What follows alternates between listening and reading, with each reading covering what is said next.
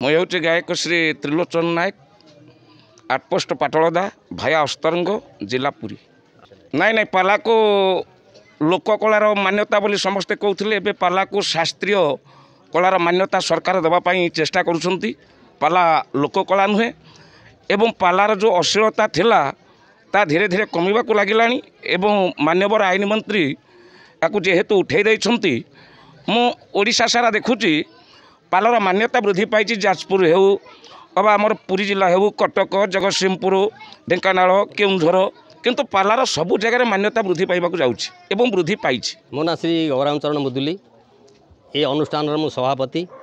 ଯାହା ହେଉ ସମସ୍ତଙ୍କର ମାନେ ସାହାଯ୍ୟ ସହାନୁଭୂତିରେ ଏ ଦୀର୍ଘ 30 ବର୍ଷ ହେଲା ଅନୁଷ୍ଠାନ ବଞ୍ଚି ରହିଛି।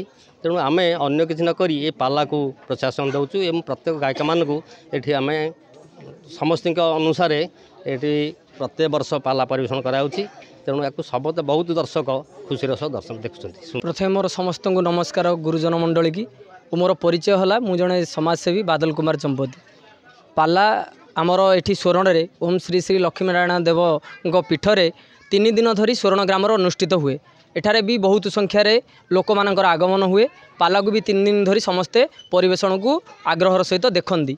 किंतु आजिर युवपीढ़ीर पितामाता टिके निज पिलामानकु नेइकी जदि आसिकी पाला को देखते ताहले हुंदा। आमे बापा माँ प्रथमे आधुनिकर चाकचक्य समाज रे वर्तमान पई सोशल मीडिया आमे सामाजिक गणमाध्यम बहुत किछि शिखिबा को पाउजे। तेणुकरी बापा माँ आमर अभिभावक निश्चिंत पाला को निजर पिलामानकु नेई एठारे उपस्थित रुहंतु, जहाद्वारा कि सामाजिक कला संस्कृतिर परिभाषा आमे एइथुरु ही शिखिथिले। माँ कौन बापा कौन आज की जी कि आमर गायक आछन्ती से बुझाउछन्ती माँ कर्तव्य कौन बापार कर्तव्य कौन।